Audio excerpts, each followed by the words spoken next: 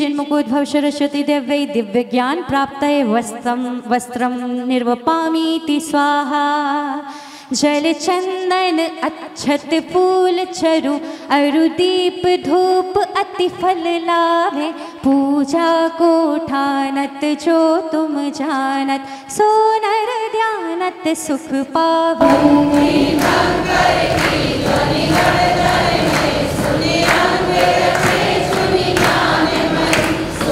ज्ञान करे जड़ता हरे पहलो आचारांग बखानो पद अष्टादश सहस प्रमाणो।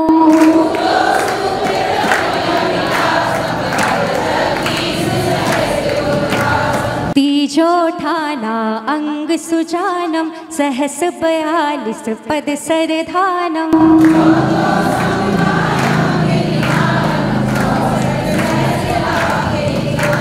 पंचम कोड़ि 84 लाखम 4 कोड़ि अरु 15 लाखम 2000 सब पद गुरु शाखम।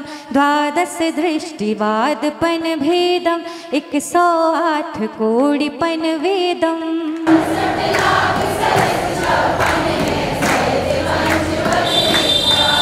निर्दोष सागर जी महाराज की, परम पूज्य मुनिषी निर्लोभ सागर जी महाराज की, परम पूज्य मुनिषी निरुपमनम वंदे तद्गुण लब्धये।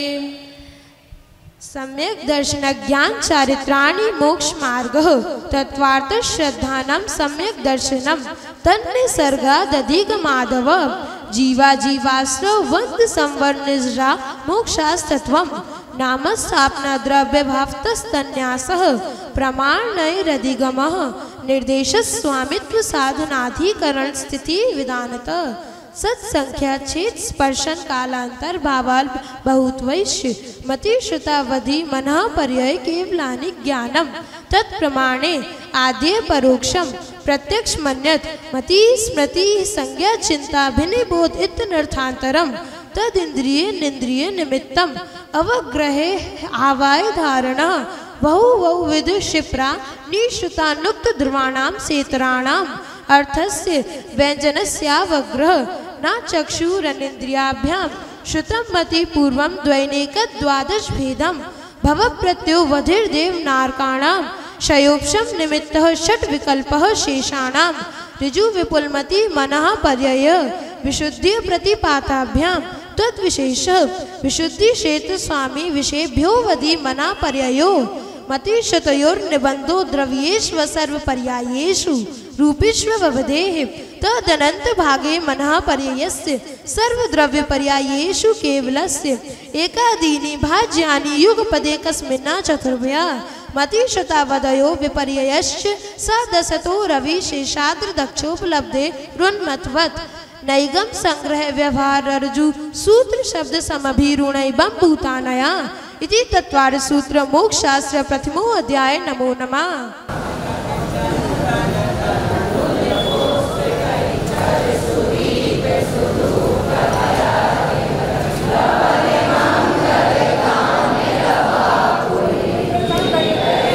विशिष्ट जीवस्य स्वतत्व मोदक पारणामिकौ च द्विनवाष्टादैशेक विंशति त्रिभेदा यथाक्रमम् सम्यक्त्व चारित्रे ज्ञान दर्शन दान लाभ भोगो भोग वीर्याणि च ज्ञान ज्ञान दर्शन लब्धयश्च चतुस्त्री त्रिपंच भेदाः सम्यक्त्व चारित्र संयमा संयमाश्च गति कषाय लिंग मिथ्या दर्शना ज्ञान संहिता सिद्ध लेश्याश्च चतुश्चतुस्त्रय कैक षड्भेदाः जीव भव्य भव्यत्वानि च उपयोगो लक्षणम सदि विधोश्च चतुर्भेदाः संसारिणो मुक्ताश्च समनस्का मनस्काः संसारिणस्तसस् स्थावराः पृथिव्यप तेजो वायु वनस्पतयः स्थावरः द्वित्रियादयस्त्रसाः पंचेन्द्रियाणि द्विविधानि निर्वर्त्युपकरणे द्रव्येन्द्रियं लब्धुपयोगौ भावेन्द्रियं स्पर्शन रसन ग्रहण चक्षु श्रोत्राणि स्पर्श रस गंध वर्ण शब्दास्तदर्थ शुद्ध मनीन्द्रियस्य वनस्पत्यन्तानामेकं कृमि पिपीलिका भ्रमर मनुष्यादीनामैकैक वृद्धानि संगीनः समनस्कः विग्रहगतौ कर्म योगः अनुश्रेणी गति अविग्रह जीवस्य विग्रहवती च संसारिणः प्राप्त चतुर्भ्यः एक समय विग्रह एकम द्वौ त्रीन्वानाहारक सम्मूर्छन गर्भोपपाद जन्म सचित शीत संवृता सेतरा मिश्राश चैकशस्तद्योनया जरायु जांडस पोतानां गर्भः देवनारकाणां मुपपादः शेषाणां सम्मूर्छनम् औदारिक वैक्रियकाहारक तेजस कारणानि शरीराणि परम परम सूक्ष्मम प्रदेशतो संख्ये गुणम प्राग तेजसात् अनंत गुणे परे अप्रतिघाते अनादि संबंधे च सर्वस्य तदादीनि भाज्यानि युगपदेकस्मिन्ना चतुर्भ्य निरुपभोगमन्त्यं गर्भ सम्मूर्छनज माध्यम औपपादिकं वैक्रियकं लब्धि प्रत्ययं च तेजस्मपि शुभं विशुद्धमव्याघाति चहारकं प्रमथ संयतस्सैव नारक सम्मूर्छनो नपुंसकानि न देवाः शेषास्त्रि वेदाः औपपादिक चर्मोत्तम देह संख्ये वर्षा युषोन्नम व्रत्यायुषः इति तत्वार्थ सूत्र मोक्ष शास्त्र द्वितीय अध्याय। नमो नमः। उदक चंदन तंदुल पुष्प कैश्चरु सुदीप सुधूप फलार्घ कहि धवल मंगल गान रवाकुले जिन ग्रहे जिन सूत्र महं यजे। ओम ह्रीं सम्यक् दर्शन ज्ञान चरित्राणि तत्वार्थ सूत्र द्वितीय अध्याय अनर्घ पद प्राप्ते अर्घम निर्वपामीति। रत्न शर्करा बालूका पंक धूम तमो मातमः प्रभा भूमयो गणाम्बु। जोरदार ताली बजाइए, ये भावना भाएंगे क्योंकि ऐसा चातुर्मास चल रहा है। भले ही गुना में शिविर नहीं लग रहा है लेकिन चातुर्मास शिविर से कम नहीं लग रहा है। ऐसा चतुर्मास चल रहा है। चलते हैं और भी किसी की भावना बन रही हो तो आ जाएं। और गौतम भैया आपकी दुकान लग गई, महाराज जी के प्रवचन पूरे आ जाएंगे। चलते हैं, पूरे देश में प्रसारण होगा। इस बार के पुण्यार्जक हमारे जैन कलेक्शन परिवार हैं। चलते हैं, पूज्य महाराज श्री हमारे समक्ष विराजमान हैं, उनके चरणों में उपस्थित विशाल जन समुदाय की ओर से नमोस्तु अर्पित करते हुए प्रार्थना करते हैं कि तत्पार सूत्र जी के ग्रंथ के माध्यम से एवं बोलिए दशलक्षण महापर्व की, त्रिकालवर्ती नौ देवताओं की, आचार्य भगवंत गुरुवर श्री विद्यासागर जी महाराज की, परम पूज्य आचार्य श्री समय सागर जी महाराज की, परम पूजन श्री नदुशाह जी महाराज। मोक्ष मार्गस्य नेतारम भेद, देखो यहाँ ध्यान देंगे, नेतारम बोला गया है, दोता नहीं है, नेतारम नहीं बोल रहा है। मोक्ष मार्गस्य नेतारम भेत्तारम कर्म भोवृताम, यह दोता है। पुनः एकता है, ज्ञातारम विश्वतत्त्वानां वंदे तद्गुण लब्धे। देखिए, जैन धर्म जिन शासन व्यक्ति की पूजा करना नहीं सिखाता, यहाँ गुणों की पूजा की जाती है। और केवल पूजा ही नहीं की जाती है, गुणों की प्राप्ति के लिए पूजा की जाती है। किस लिए पूजन करते हैं, किस लिए नमस्कार करते हैं? हम उन्हें, जिनको इष्ट को, आदर्श को नमस्कार कर रहे हैं, उनमें जो गुण हैं वो हमें भी प्राप्त हो जाएं, इसके लिए। अब ये नमस्कार वाली बात हुई कि तद्गुण लब्धे वंदे। देखिए, इसमें 3 विशेषण दिए गए हैं। मोक्ष मार्गस्य नेतारम, अपन लोग बोलते हैं ये सच्चा देव किसे कहते हैं? जो बीतराग हों, सर्वज्ञ हों और हितोपदेशी हों। तो इसमें से 3 विशेषण निकालने हैं। मोक्ष मार्ग से नेतारम में दिया गया है कि जो हितोपदेशी हो। नेता होता है जो, वो कौन होता है? हितोपदेशी होता है। दूसरी बात यह है कि नेता वास्तव में वो होता है जो केवल भाषण देता है, वो नेता नहीं होता। सच्चा नेता वो होता है जो स्वयं उस मार्ग पर चले और चल कर के दूसरे जीवों को मार्ग बताए, वो नेता होता है। तो यहाँ पर मोक्ष मार्ग से नेतारम इस विशेषण के द्वारा हितोपदेशीपना बताया गया है। दूसरा कर्म भूव्रताम भेदतारम, कर्म रूपी भूव्रत यानी पर्वतों के जो भेदन करने वाले हैं। कर्मों को पर्वतों की उपमा क्यों दी गई है? इसलिए कि जैसे कोई अपने गंतव्य पर जाना चाहता है, इष्ट स्थान पर जाना चाहता है और बीच में पहाड़ आ जाए तो वो जा नहीं सकता है, पहले उस पहाड़ का भेदन करना आवश्यक है।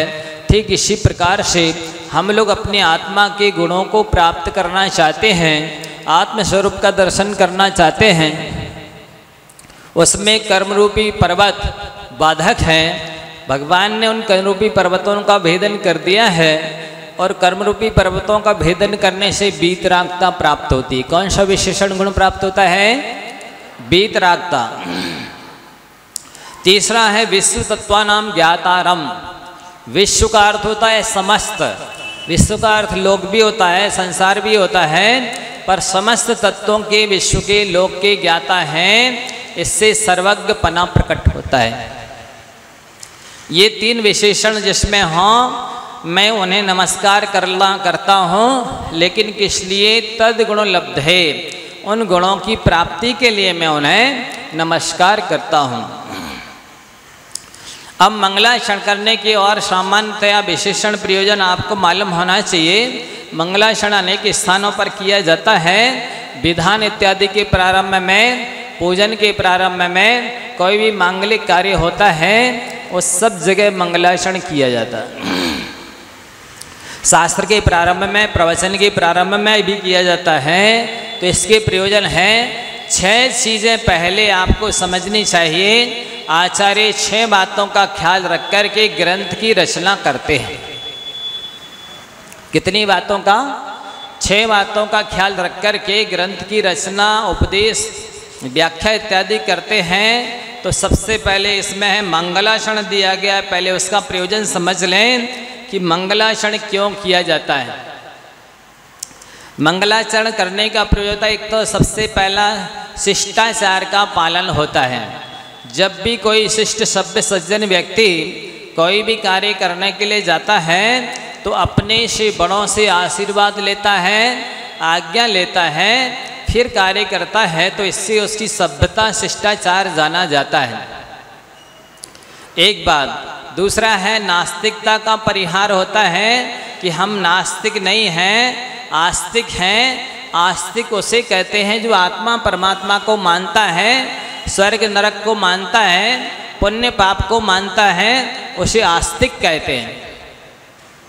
तो हम अपने इष्ट को, आदर्श को, पूज्य को मानते हैं, इसलिए उनका स्मरण कर रहे हैं, और स्मरण कर रहे हैं इसलिए हम आस्तिक हैं, ये बात सिद्ध होती है। तो पहला हुआ मंगला, शिष्टाचार का पालन होता है। दूसरा नास्तिकता का परिहार होता है। तीसरा पुण्य की प्राप्ति होती है। और चौथा निर्विघ्न कार्य की सिद्धि होती है। इसलिए मंगलाचरण किया जाता है, करना चाहिए, ये हमारी अनादिकालीन परंपरा है। अब इसके बाद में शास्त्र पढ़ने या लिखने के पहले 6 बातों को ध्यान में रखा जाता है। पहला मंगलाचरण करना, एक। दूसरा है निमित्त, किस निमित्त से शास्त्र को आप लिख रहे हैं, किस निमित्त से आप प्रवचन कर रहे हैं, आपके शास्त्र लिखने का उद्देश्य क्या है, प्रवचन में आप किस चीज़ को बताना चाहते हैं, ये ध्यान में रखना, सामने वाले को ध्यान दिलाना आवश्यक होता है। तो इस ग्रंथराज के विषय में कहा जाता है कि एक बार आचार्य उमा स्वामी महाराज जी चर्या के लिए गए और वहाँ पर किसी श्रावक ने अपने घर के बाहर एक पटिये पर इस सूत्र लिख छोड़ा था, दर्शन ज्ञान चारित्राणी मोक्ष मार्ग। तो उन्होंने सम्यक विशेषण जोड़ दिया। जब वो व्यक्ति अपने घर आया और अपनी पत्नी से पूछा ये सम्यक विशेषण किसने जोड़ा है, तो उसने बताया कि एक निर्ग्रंथ दिगंबर आचार्य आहार को आए थे, जाते वक्त वो इसमें सम्यक विशेषण जोड़ते चले गए। ये भी कथा आती है। तो फिर वो जाता है, पूछते पूछते कहाँ पर हैं वो दिगंबर आचार्य जिन्होंने सम्यक विशेषण जोड़ा है। तो उसके प्रश्न के उत्तर स्वरूप भगवन किन्नु खले आत्मने हतम स्याद इति सर्वार्थ सिद्धि की प्रस्तावना में पूज्यपाद आचार्य महाराज जी ने लिखा है कि एक कोई आश्रम है जहाँ पर मुनियों का समूह विराजमान है। उन मुनियों की परिषद में सभा के मध्य में निर्ग्रंथ दिगंबर आचार्य मुनिराज विराजमान हैं, जो इतने शांत सौम्य वीतरागी अवस्था में विराजमान हैं कि वो बिना बोले ही अपनी मुद्रा से ही मोक्ष मार्ग का उपदेश दे रहे हैं। हे गुरुवर शाश्वत सुखदर्शक, यह नग्न स्वरूप तुम्हारा है, जग की नश्वरता का सच्चा दिग्दर्शन करने वाला है। वो भव्य पहुँचता है, सविनय नमोस्तु करके पूछता है, भगवन खलो किन्नु आत्मने स्यादितम, हे भगवन आत्मा का हित कैसे हो सकता है। आचार्य परमेष्ठी उत्तर देते हैं, मोक्षः, आत्मा का हित तो मोक्ष प्राप्त करने पर हो सकता है। फिर पूछता है, किन स्वरूप असौ मोक्षः, उस मोक्ष का क्या स्वरूप है। इस तरह के प्रश्न किए जाने पर वो भव्य जीव इस ग्रंथ के लेखन में निमित्त बन जाता है।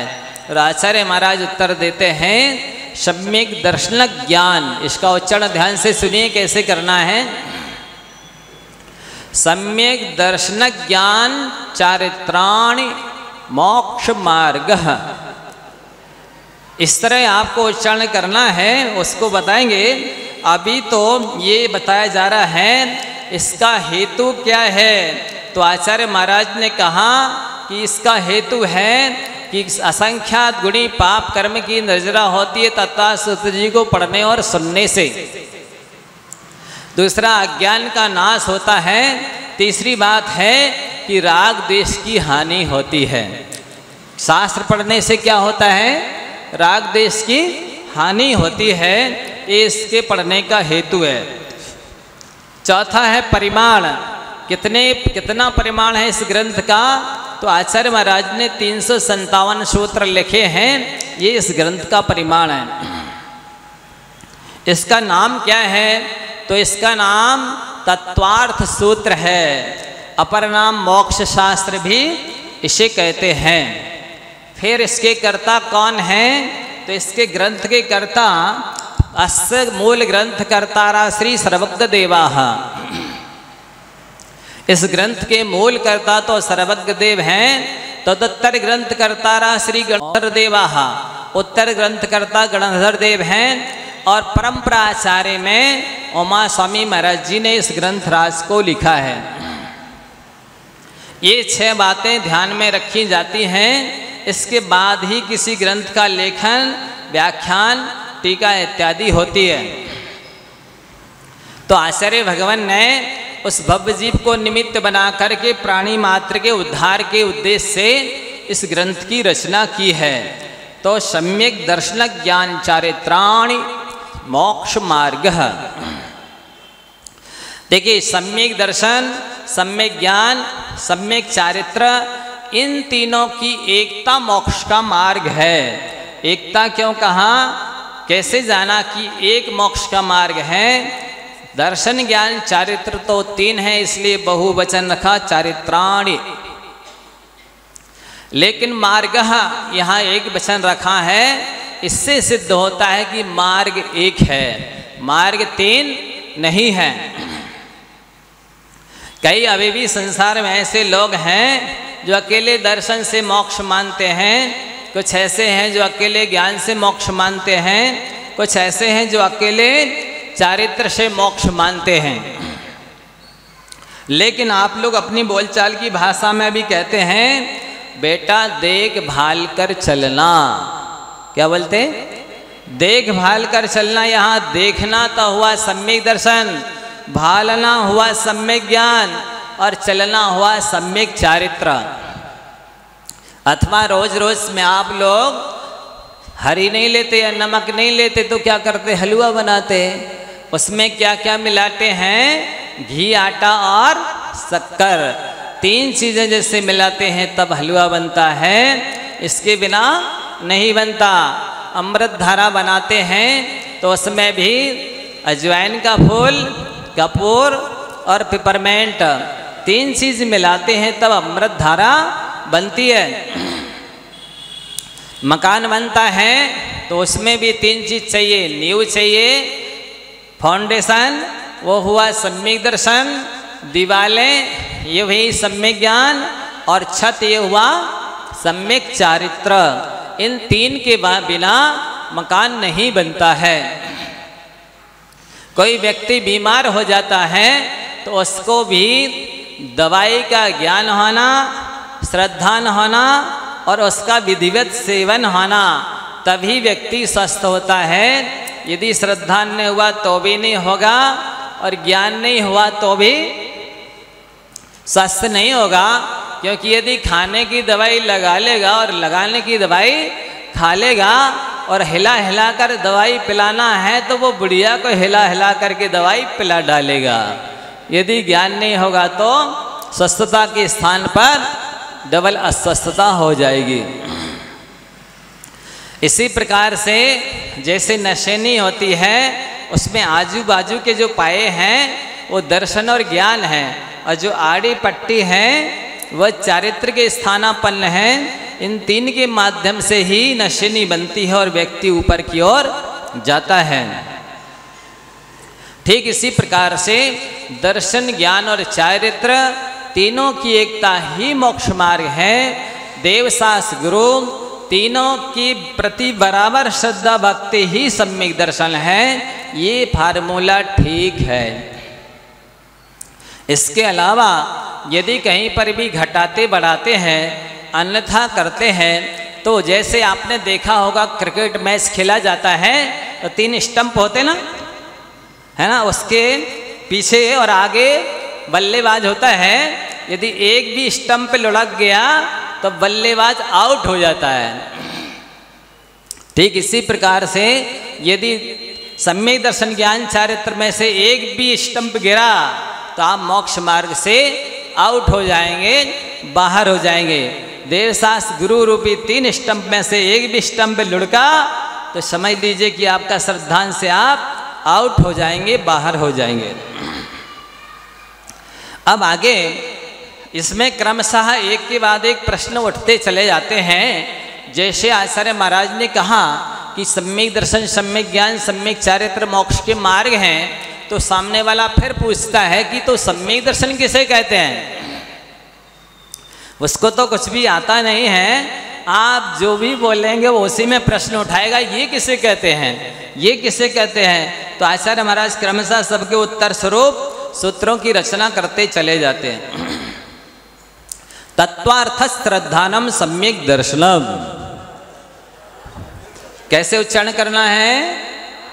तत्वार्थ श्रद्धानम सम्यक दर्शनम। अब यहां आपको समझना है कि तत्वार्थ क्या कहलाता है। तत्व तो समझ में आता है, तत्व माने पदार्थ ले लिया, द्रव्य ले लिया, पंचास्तिकाय ले लिया, लेकिन तत्वार्थ क्या है? तो कहते जैसे इंसान होता है पर उसमें इंसानियत ना हो तो वो तत्व है, तत्वार्थ नहीं है। जैन हो, जैनत्व ना हो तो उसके अंदर तत्वार्थ नहीं है। समझ रहे हैं ना? इसी तरह से उसका जो भाव है, जो तत्गुण है, जो उसका वस्तु स्वभाव स्वरूप है, उसे तत्वार्थ कहते हैं। तो जैसा उसका स्वरूप है वैसा ही श्रद्धान करना, ना घटाना है, ना बढ़ाना है, ना आचार्य भगवंतों के कथन के अन्यथा मानना है। फिर सामने वाला पूछता है तो वो तत्सम्यक दर्शन कैसे उत्पन्न होता है? तन्निसर्गादधिगमाद वा, तन्निसर्गादधिगमाद वा, वह सम्यक दर्शन स्वभाव से भी उत्पन्न होता है और अधिगम यानी उपदेश से भी उत्पन्न होता है। अब आप कहेंगे स्वभाव का क्या मतलब होता है? स्वभाव का मतलब है जिनेंद्र भगवान के बिंब के दर्शन करने से भी सम्यक दर्शन हो सकता है। नरकादि गतियों में वेदना के अनुभव होने से भी सम्यक दर्शन हो सकता है।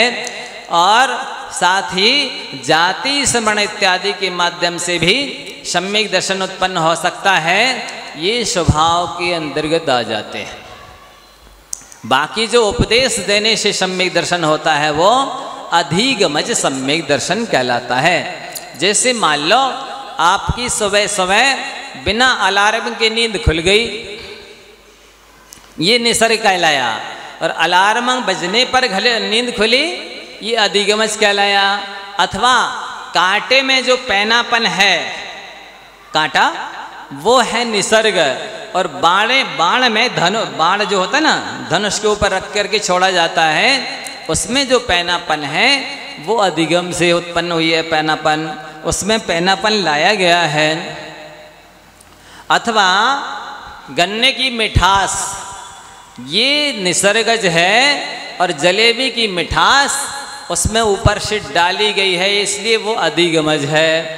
अथवा पानी में मछली स्वभाव से तैरना सीख जाती है, उसको कोई स्कूल कॉलेज में जाना नहीं पड़ता। गाय भैंस इत्यादि है, स्वभाव से तैरना जानती है, ये निसर्गज कहलाता है।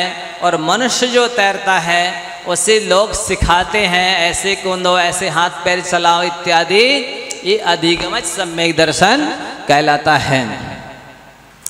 एक विद्यार्थी है, प्राइवेट परीक्षा दी, पास हो गया, निसर्गज है। दूसरे के लिए स्कूल कॉलेज में जाना पड़ा, अधिगमज है। अथवा और कोचिंग क्लासेस करनी पड़ी, तो ये अधिगमज के अंतर्गत आता है। अब आचार्य महाराज ने कहा कि तत्वार्थ के श्रद्धालु को सम्यक दर्शन कहते हैं। सामने वाला पुनः प्रश्न करता है, तत्वार्थ कितने होते हैं? तो उसके लिए अगला सूत्र बताते हैं। जीवा जीवाश्रव बंध संबर निजरा मोक्षास तत्वम। जीवा जीवाश्रव बंध संबर निर्जरा मोक्षास तत्वम। ये 7 तत्व हैं। सबसे पहला जीव तत्व है। किसे कहते जीव? जिसमें चेतना पाई जाए, जिसमें सुख दुख संवेदन की क्षमता होती है, उसे जीव तत्व कहते हैं। अजीव तत्व किसे कहते हैं? जिसमें चेतना नहीं पाई जाती है, सुख दुख का भेदन करने की क्षमता नहीं पाई जाती है, उसे अजीब कहते हैं। आश्रव किसे कहते हैं? कर्मों के आनों के द्वार को आश्रव कहते हैं। बंध किसे कहते हैं? आत्मा का और कर्मों का परस्पर में मिल जाना, मिक्स हो जाना, दूध पानी की तरह बंध है। और शंबर किसे कहते हैं? कर्मों का आना रुक जाना शंबर है। निर्जरा किसे कहते हैं?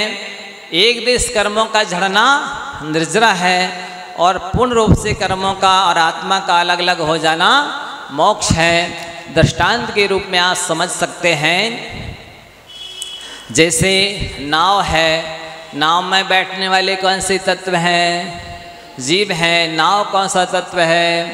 अजीब है। मान लो नाव में छेद है और पानी आ रहा है, कौन सा तत्व है? आश्रव। आकर के पानी भर गया, बंद। तब आपने देखा तुरंत छेद को बंद कर दिया, पानी आना रुक गया, संबर।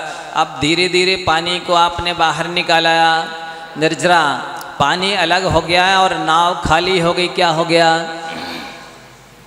मोक्ष हो गया। ऐसा दूसरी भी दृष्टांत दिया आपको कि बस है, कौन सा तत्व है? अजीब है। ड्राइवर या बैठने वाले कौन से तत्व हैं? जीव हैं। एक एक करके आए हैं, कौन सा तत्व है?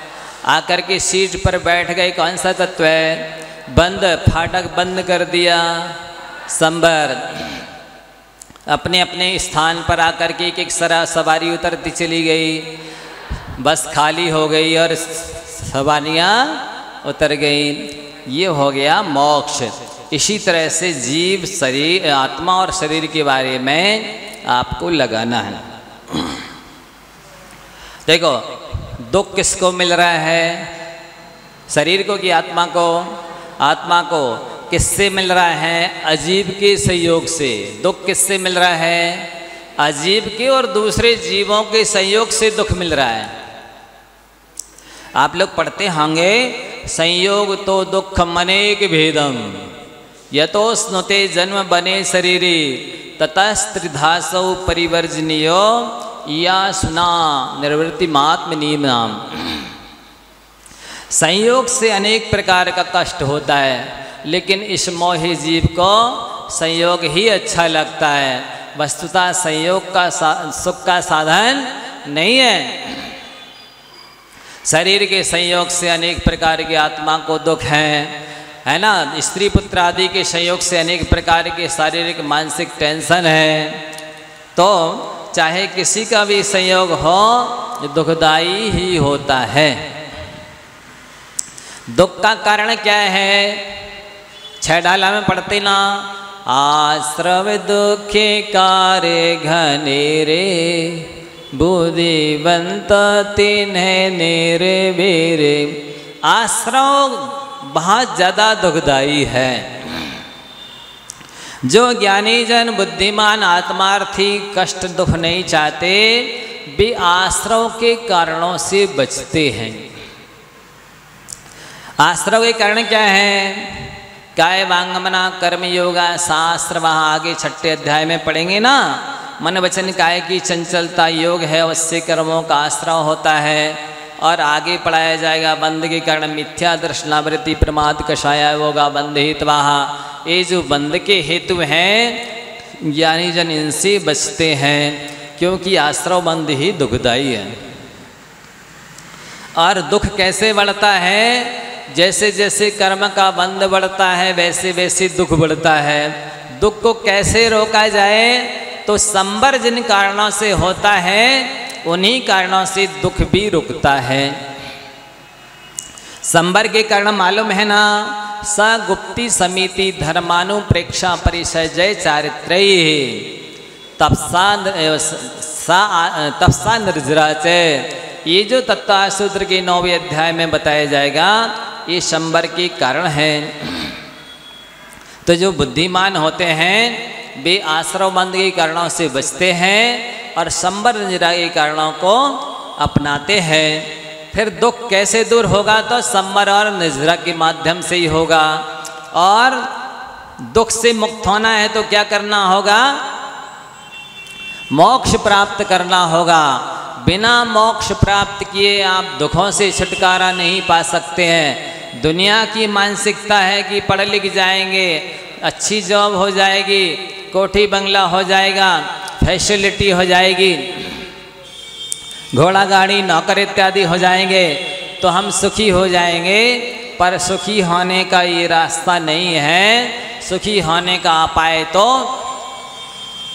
6 ढाला में आप लोग पढ़ते हैं, आत्म में को हित है सुखी सो सुख, आकुलता बीन कहिए आकुलता शिवो माहीना ताते शिव मागिला ग्यो। ये आप लोग जो पढ़ते हैं कि आत्मा का हित सुख पाने में है और सुख मोक्ष में है, इसलिए मोक्ष मार्ग में लगना चाहिए। इस प्रकार से जो यहाँ पर 7 तत्व बताए, तो उन 7 तत्वों की जानकारी उनको समझना हो, समझाना हो किसी को, तो किन माध्यमों से समझाया जा सकता है? इसके लिए अगला सूत्र कहते हैं, नामस्थापना द्रव्य भाव तस्तन्यासः। नामस्थापना द्रव्य भाव तस्तन्यासः। उन 7 तत्वों को नाम, स्थापना, द्रव्य और भाव, ये 4 निक्षेप हैं। इनके माध्यम से समझ सकते हैं, समझा सकते हैं, श्रद्धान कर सकते हैं। नाम निक्षेप की विशेषता क्या होती है कि उसमें गुण, जाति, क्रिया, धर्म इत्यादि नहीं देखा जाता है, लोक व्यवहार चलाने के लिए नाम रख दिया जाता है।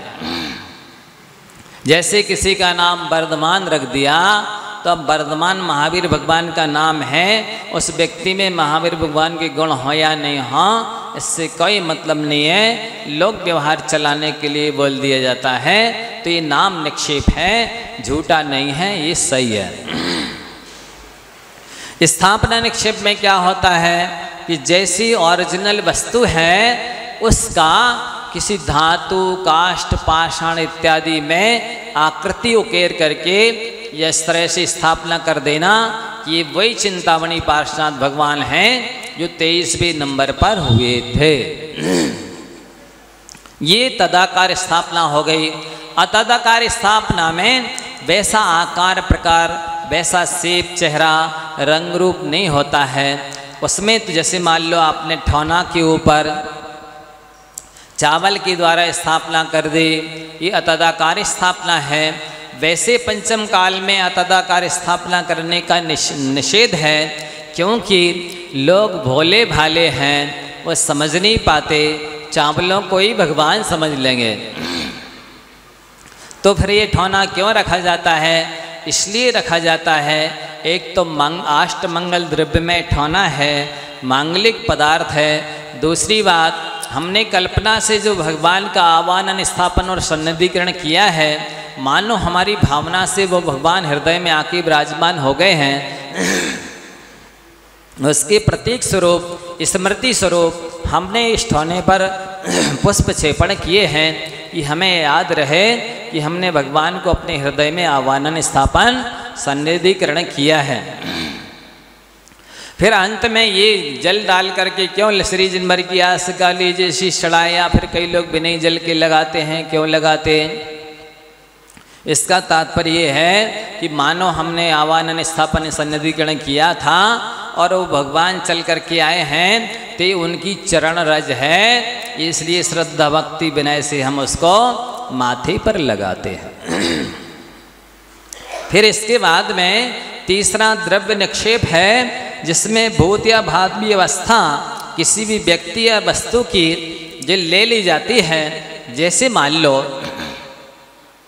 कोई पहले शिक्षक था, अब रिटायर हो गया है, फिर भी उनको मास्टर साहब कहते हैं। अथवा कोई व्यक्ति इंजीनियरिंग कर रहा है या कंपाउंडर है, वो सीख रहा है, पर फिर भी अभी से उसको इंजीनियर, एक डॉक्टर कह देते हैं। तो द्रव्य निक्षेप में भूत में जो था उसको भी वर्तमान में कहा जा सकता है, भविष्य में जो वैसा परिणमन करेगा उसको भी वैसा स्थापना कर देते हैं, कह देते हैं। ये गलत नहीं है, सही है। भाव निक्षेप में तो जो वस्तु जैसी है उसको वर्तमान में वैसा ही परिणमन करना चाहिए, तब उसको वैसा कह सकते हैं। जैसे जिस समय जो पढ़ा रहा है उसी समय वो टीचर है, शिक्षक है, उपाध्याय हैं, गुरु हैं। जिस समय देवराज इंद्र अपने सिंहासन पर विराजमान होते हैं तभी वो देवराज हैं। जिस समय पूजन कर रहे हैं उस समय वो देवराज इंद्र नहीं है, पुजारी है। तो पूजन करते समय पुजारी कहते हैं सभी को। ये भाव निक्षेप है, इसके माध्यम से सारा लोक व्यवहार चल रहा है। लोग चलाते तो हैं, बोलते हैं, जानते हैं, प्रयोग करते हैं, लेकिन उन्हें पता नहीं है कि हम कौन से निक्षेप से ये व्यवहार कर रहे हैं। इस तरह ये चार निक्षेप हैं। एक दूसरे दृष्टांत के माध्यम से भी आपको समझा देते हैं। जैसे मान लो किसी बालक का नाम किसी नहीं, जो पार्श्वनाथ बनने वाले हैं, अभी बाल्यावस्था में हैं, उनको पार्श्वनाथ कह देना। ये नाम निक्षेप के पार्श्वनाथ हैं। पार्श्वनाथ तो 13वें गुण स्थान में जिसमें तीर्थंकर प्रकृति का उदय आएगा तब वो पार्श्वनाथ बनेंगे, अभी नाथ नहीं है, पार्श्वनाथ पारस है अभी।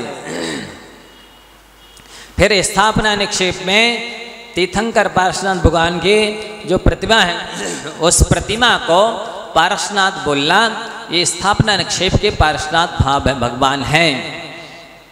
द्रव्य निक्षेप के पार्श्वनाथ जो मुनि अवस्था में हैं अभी, ध्यान कर रहे हैं, केवल ज्ञान नहीं हुआ है, फिर भी पारसनाथ कहना ये द्रव्य निक्षेप के पारसनाथ हैं। और जिनको केवल ज्ञान हो गया है उन्हें पारसनाथ बोलना ये भाव निक्षेप से पारसनाथ भगवान कहलाते हैं। जैसे किसी व्यक्ति का नाम मोक्ष रख दिया, ये नाम निक्षेप का मोक्ष है। और सिद्धालय के चित्र को कहना ये मोक्ष है, सिद्धशिला को कह देना ये मोक्ष है, ये स्थापना निक्षेप का मोक्ष है। तीसरा द्रव्य निक्षेप है, अरहंत भगवान को सिद्ध कह देना। अरहंत तो चार घातीय कर्मों से घातीय से सहित होते हैं, घातीय कर्म मात्र नष्ट होते हैं। उन 13वें गुणस्थानवर्ती अरहंत को ही सिद्ध कह देना, ये द्रव्य निक्षेप का कथन है। और जो अष्टकर्मा से रहित हो गए हैं उन्हें सिद्ध कहना ये भाव निक्षेप से मोक्ष है। अब दो निक्षेप इसमें आए, एक नाम निक्षेप और एक भाव निक्षेप। क्या अंतर? ये द्रव्य निक्षेप क्या अंतर है? तो नाम निक्षेप में तो पूजा नहीं होती, सम्मान नहीं होता, लेकिन द्रव्य निक्षेप में जैसे वो मूल भगवान थे वैसे ही यहाँ पर प्रतिमा जी का भी पूजा सम्मान अभिषेक आदि होता है। ये अंतर होता है, एक में पूजा नहीं होती और एक में होती है। तो अब सामने वाला पूछता है क्या इन 7 तत्वों को समझने के ये 4 निक्षेप ही उपाय हैं, साधन हैं, या इसके अलावा और भी कोई माध्यम है जिसके माध्यम से हम इन 7 तत्वों को समझ सकते हैं, लोक व्यवहार चला सकते हैं? तो आचार्य महाराज बोलते हाँ हैं और उपाय सुनो। प्रमाण न्यायैरधिगमः, प्रमाण न्यायैरधिगमः।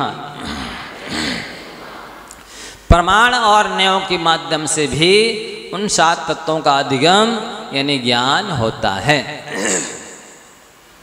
अब आपको समझना होगा प्रमाण किसे कहते हैं और न्याय किसे कहते हैं। प्रमाण तो हो गया पूरी पूड़ी और ग्रास हो गया न्याय।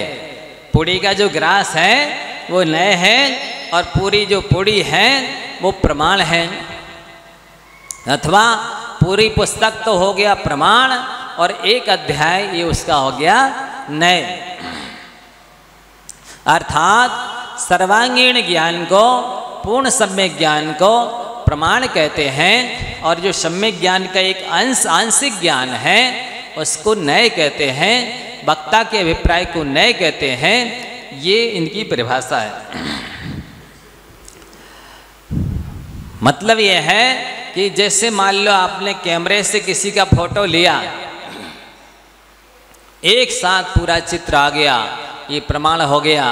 और किसी व्यक्ति ने हाथ से चित्र बनाया, एक एक अंग बनाए, ये हो गया न्याय। फिर आचार्य श्री बोलते थे कि तीर्थंकर परमेष्ठी प्रमाण हैं और गणधर देव न्याय हैं। इस तरह इन्हें समझ सकते हैं। फिर आगे और पूछता है सामने वाला, 3 तरह के श्रोता होते हैं।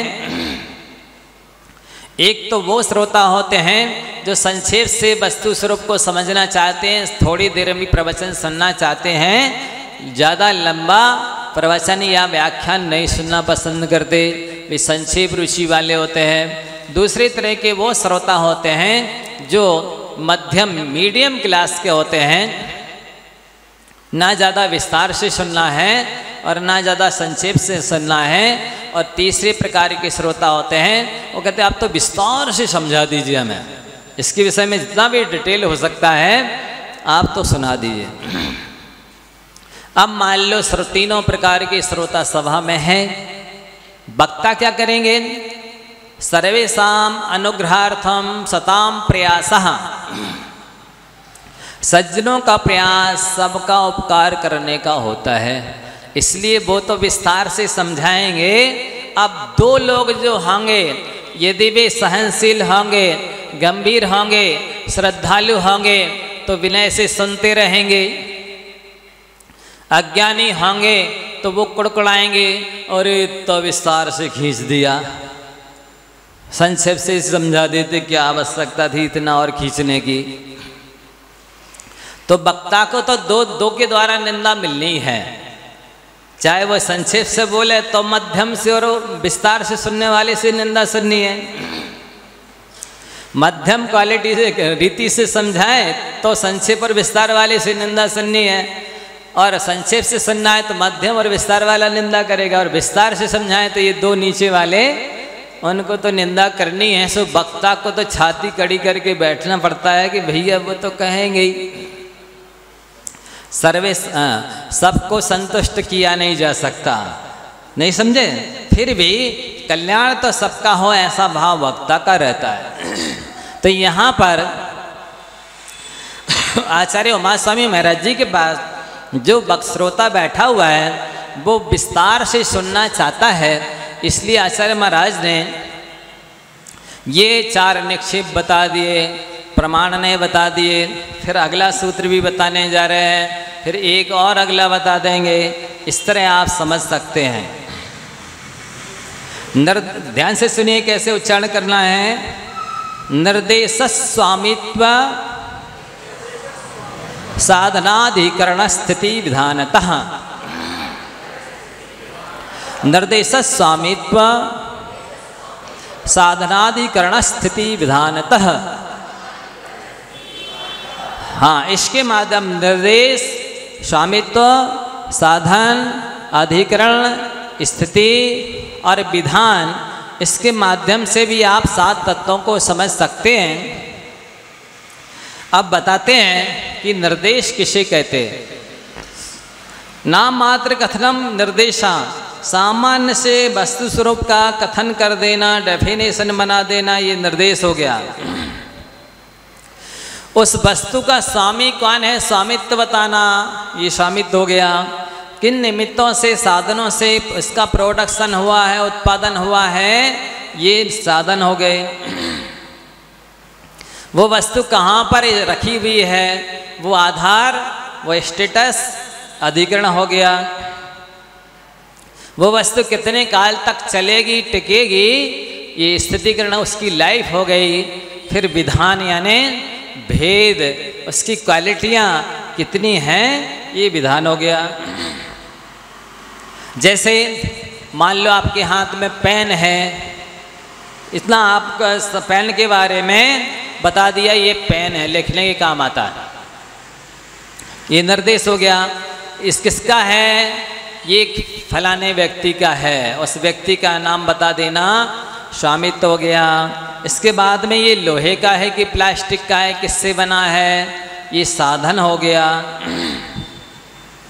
कहाँ पर रखा रहता है, दुकान में रखा रहता है, ये उसका आधार हो गया, अधिकरण हो गया। फिर ये कितने वर्ष चल सकता है, 1 वर्ष 2 वर्ष, ये उसकी लाइफ स्थिति हो गई। फिर सामान्य से ये एक प्रकार का है, लेकिन इस विभिन्न रंगों में पाया जाता है, इसलिए अनेक प्रकार का हो गया। ये इसके दृष्टांत के माध्यम से आप समझ सकते हैं। अब कहते क्या, इतने ही साधन माध्यम हैं। आप ये मान के चलिए कि ये 4 सूत्र प्रमाण निरधिगमा, इस एक सूत्र में पूरा नए चक्र है, पूरी आलाप पद्धति गर्भित है, और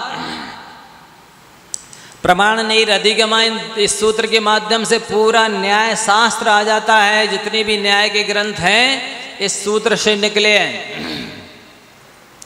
निर्देश स्वामित्व साधनाधिकरण स्थिति विधानता, ये और 8वां जो सूत्र है सत्संख्या क्षेत्र स्पर्शन कालांतर भावाल्प बहुत्वश्च, इस सूत्र में पूरा धवला जय धवला महाधवला गर्भित है।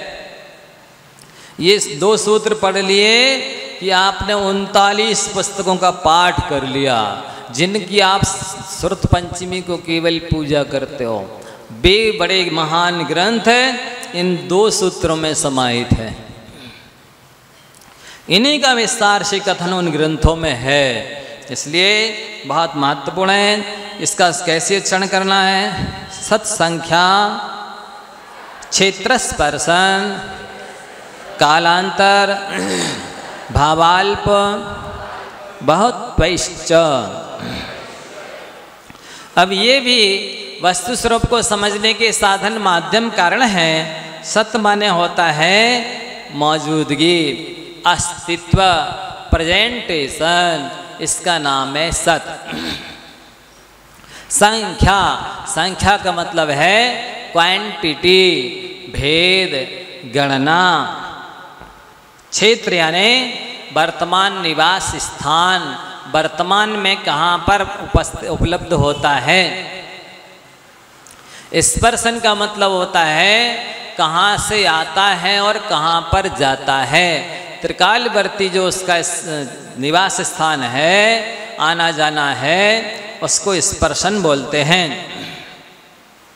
काल यानी उसकी लाइफ है, कितने काल तक वो रहता है। अंतर यानी गैप है, नहीं इतने समय रहे तो फिर दोबारा कब मिलेगा।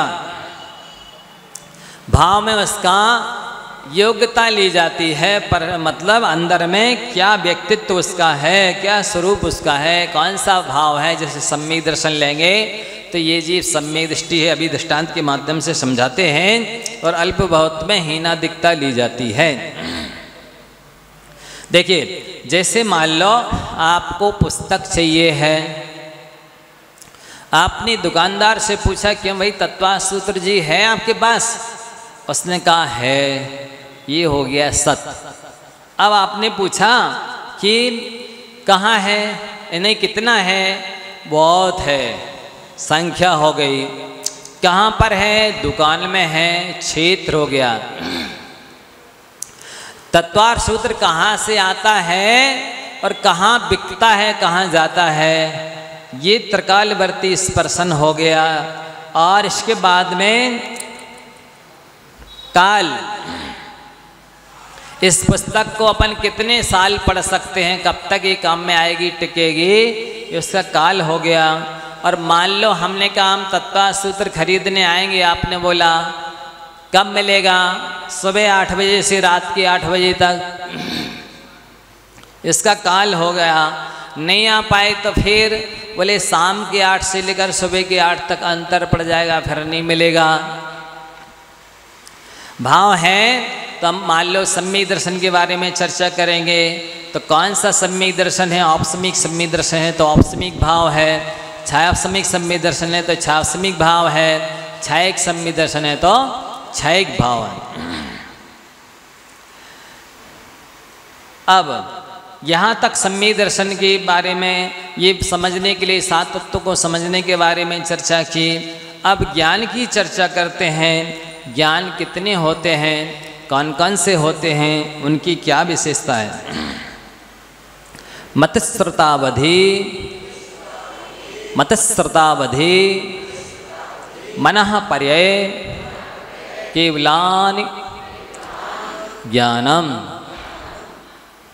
इधर ध्यान रखना है कि ला तो है दीर्घ, इसलिए उसको आप खींच सकते हैं, और ना में छोटी ई की मात्रा लगी है, इसलिए कैसे उच्चारण करें, केवलानि,